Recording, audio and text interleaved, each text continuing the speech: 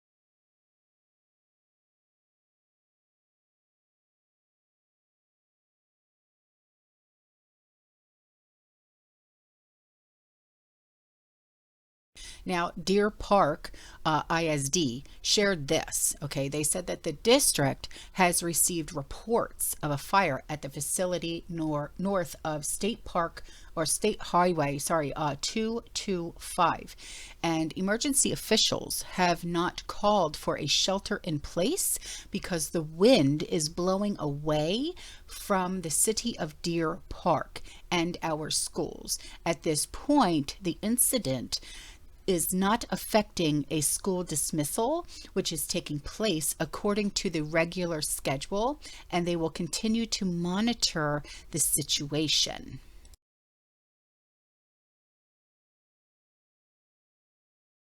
Now, as of right now, this story is still developing. So if I find out anything more, I will be sure to let you guys know. Okay? All right, you have a great day. I will see you in the next one. You stay safe, you stay positive, you keep prepping, and as always, fearless. Ciao.